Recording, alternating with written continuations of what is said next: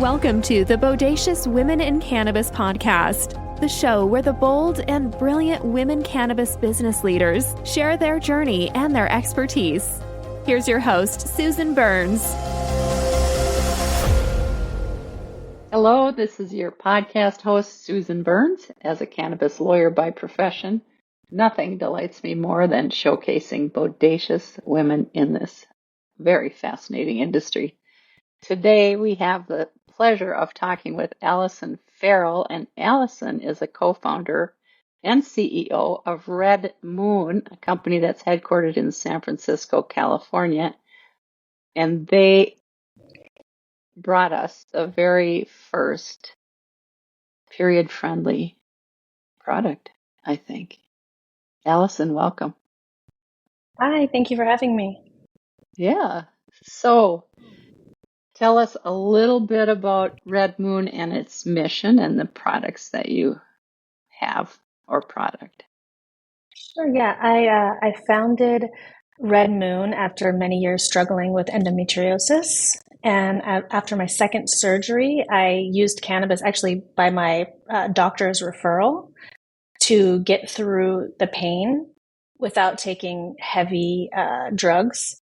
And I found it so amazing and fascinating. I'm a long-term cannabis user, so I always knew the benefits. But when going through surgery and having so much pain, not wanting to take strong addictive pills to get through the process, using cannabis and CBD was amazing. So I wanted to do something in women's wellness. I knew for sure, and in the period industry because I've been so affected by my menstrual cycle. So I thought, why not combine period products and CBD or cannabis? Originally, I wanted to do something more THC heavy, but I knew introducing a product like this is going to be really difficult because it's surrounding such a delicate part of the woman's reproductive system.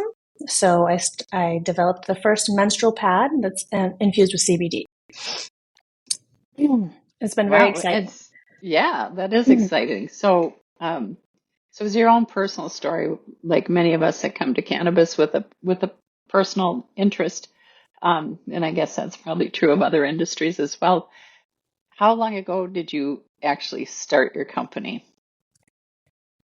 It's a crazy story, actually. I started thinking about this in 2019, and I started to develop it the first month of 2020. I started to actually sit down and conceptualize, file my business papers, and then the pandemic hit. That month. Yeah. But everybody still has periods. But everybody still has periods. If you're premenopausal, yeah. Yeah. So by the end of 2020, I was incorporated and starting research and development. All right. So I didn't know the pandemic was coming. Yeah, almost a 5-year mark. Yep. Oh, yeah. And so do you sell in stores, online? How do you sell your product? We do both. We have had so many setbacks, honestly. We want to do online so we can reach more people. But getting a CBD-infused period product onto platforms like Amazon, Google, even Instagram, all those things to advertise and sell has been really challenging for us. But I'm not even kidding you. Oh, go ahead. 2 years, maybe more than 2 years. We've been working to get on Amazon because, period products with CBD in them, dispensaries aren't really the place for us. Stores, right. A lot of stores aren't ready for us. We didn't really think that part through, Target, let's say, they're not ready for us. They don't even sell CBD yet. But when a woman buys a period product, where does she buy it? In the grocery store, in Target or Walmart or Amazon. Drugstore. So yeah. Exactly. CVS and Walgreens were working there. So we've been working with smaller, organic grocery stores, spas, places like that. So it's been a lot of outreach, a lot of our independent guerrilla marketing style, introducing ourselves to the people who buy in small stores, getting in there, but also Amazon. After 2.5 years of working to get on Amazon, we rejection after rejection after rejection. Just last week, we finally got our images updated, and we're selling on Amazon now. So Well, 2.5 years. congratulations. We were persistent. Yeah. We were not giving up, even though Yeah. Amazon, we're Amazon, you know how it is with the small businesses, but it's like a great place for our product. So hopefully we'll thrive there. Well, good. Congratulations. Thank you. Yeah, so one of my questions I like to ask people is how are the challenges and what are the challenges and how do you so how do you deal with them? But what made you stick in there for 2.5 years? There must have been something promising about the rejection, or are you just stubborn or Honestly, we're both stubborn, and we really believe in what we're doing.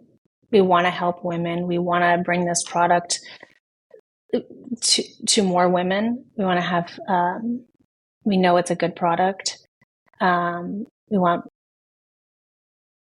I guess mostly our stubbornness, but we really believe in what we're doing.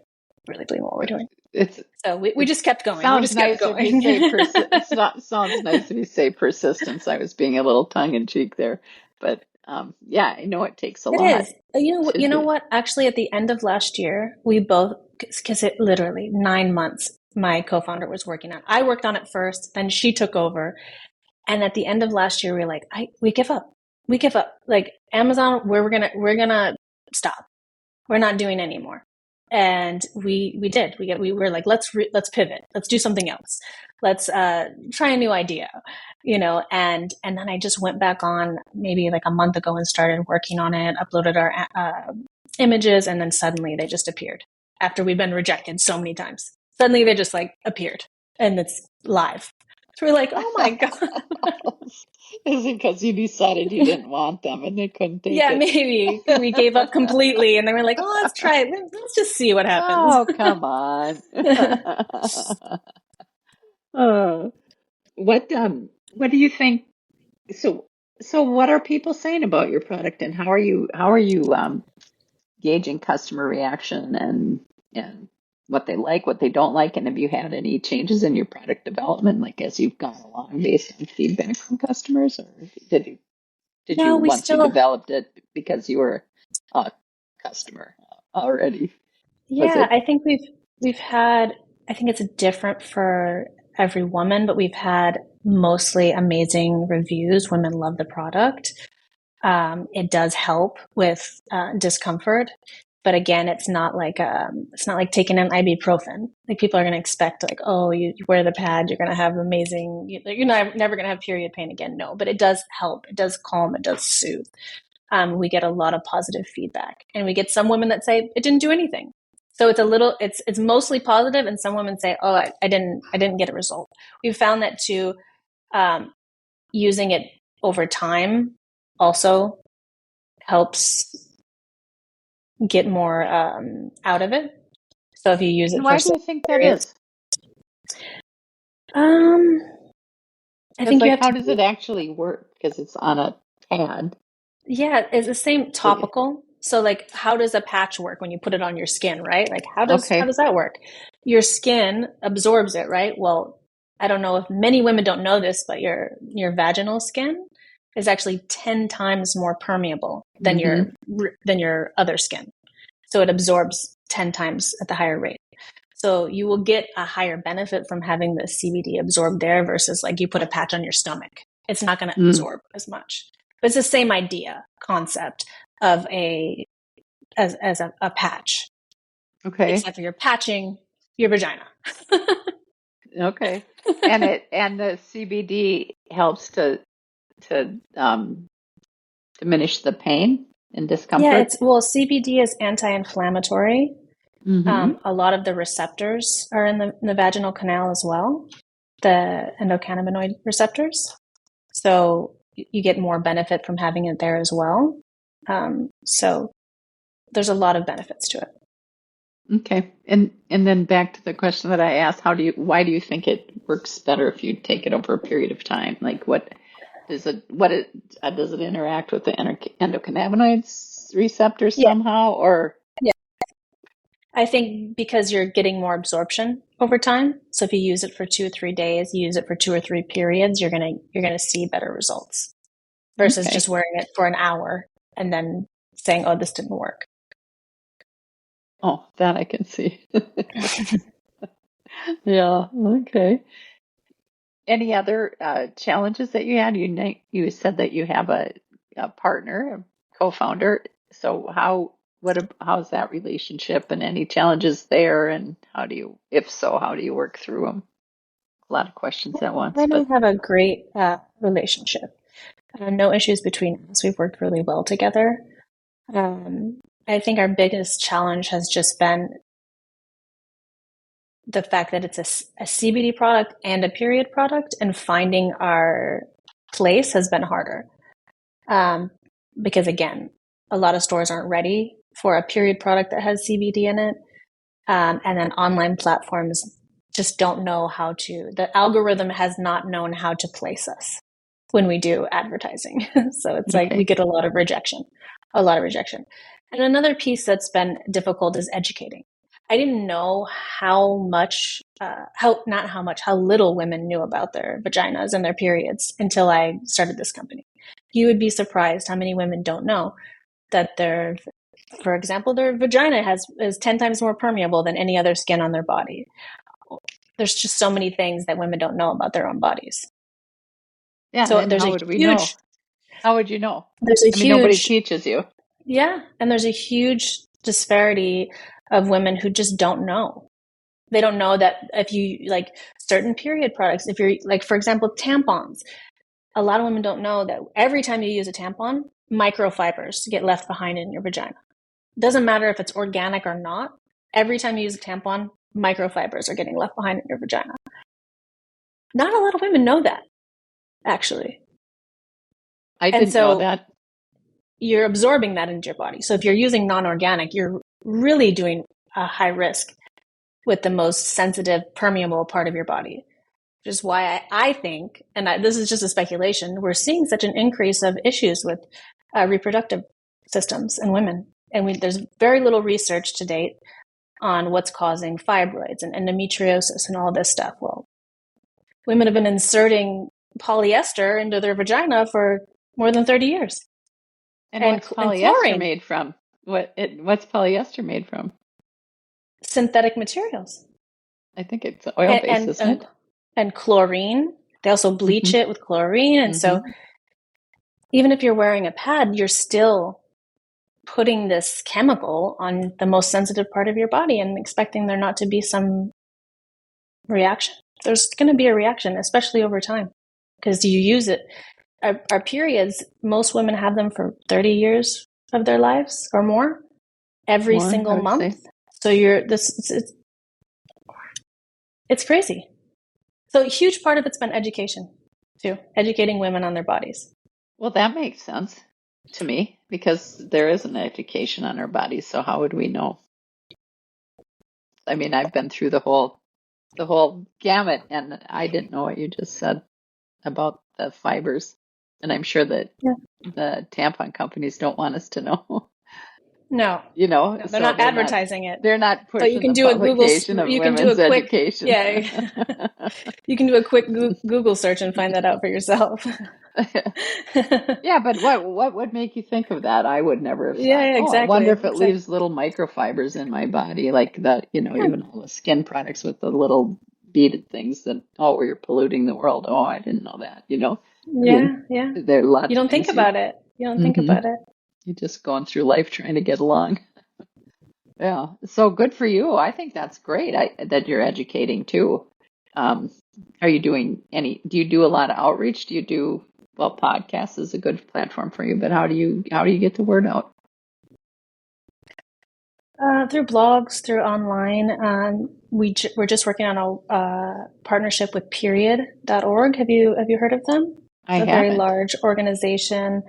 It's a youth activist organization who they work to educate and give products to young girls and women across the U.S. who are in need, but also just to raise awareness around periods and period poverty and all of the issues surrounding menstrual wellness, which is an often forgotten thing, but it affects women and girls for most of their lives. Yes, it does. Significant part of your life. Yeah. Yeah. And we've been conditioned and trained to kind of disregard it, to hide it, to be ashamed of it, to keep going, to push through pain. It's gross.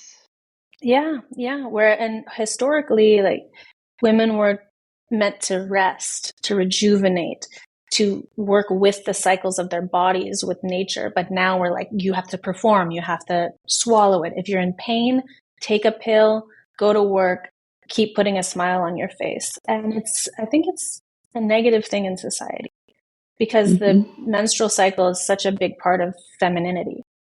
It's a cycle that we work with nature, and it's every month, every week is a different part of your cycle, not just the period part of your cycle. It's all connected. And so educating women about that is, I think it's becoming more prevalent now, but I mean, for a long time it was not. Yeah, and I see a lot of like coping skills that people use are, well, I'm kind of crabby, I have my period. Like, okay, just instead of, there's nothing about honoring it. It's like, just excuse me. Yeah. No. It is negative. I agree with you on that point, for sure. How about for you, anything that, since you started this business, anything that happened that you're thinking, oh my God, this is so awesome. I never in a million years dreamed this would happen. Becoming part of the Empower Her network. I think it's such a beautiful thing. I think it's such a beautiful thing. And it actually came to me, I joined the network when it was just like 70 people. And I think now it's over 450 women or something. Tell our listeners about the Empower Network. It's a network of women in the cannabis industry globally that, what are the women's name who founded it?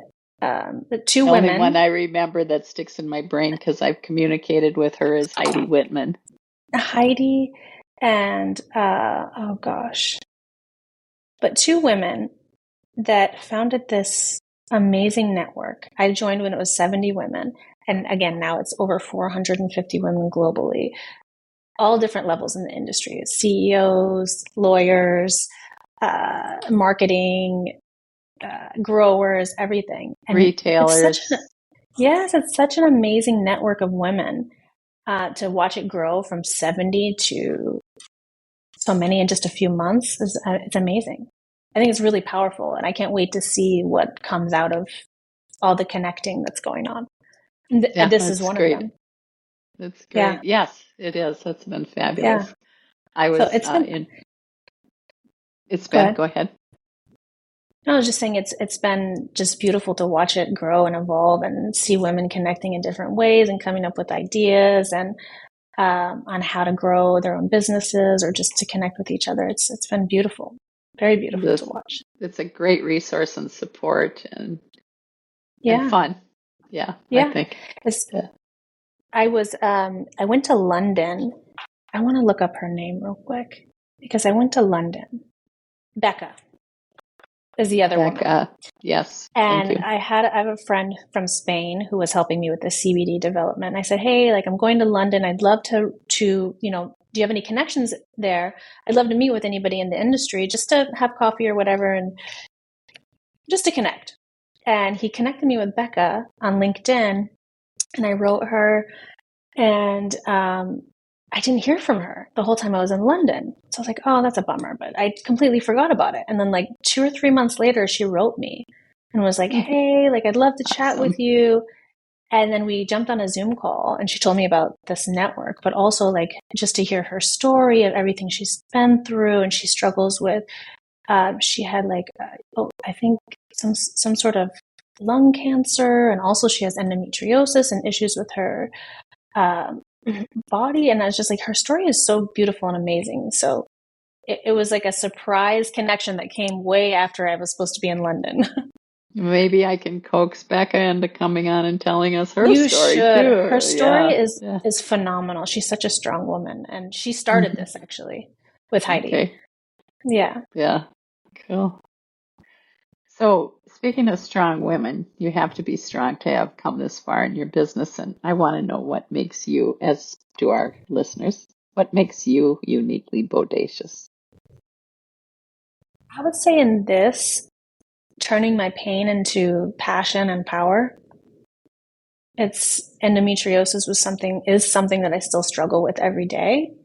And my main goal was to take that pain and empower myself with it.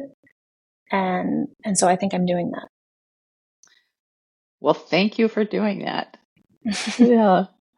And where can our listeners find you? GetRedMoon.com and GetRedMoon.com. on Amazon. So Now that's and on Amazon. Red Moon products on Amazon. Yes, Red Moon Okay. hemp pads, because we can't say CBD. You can't say CBD? You can't say CBD. Okay, why You is have that? to say hemp. Language, I guess. I don't know. You can't say CBD. You can only say hemp.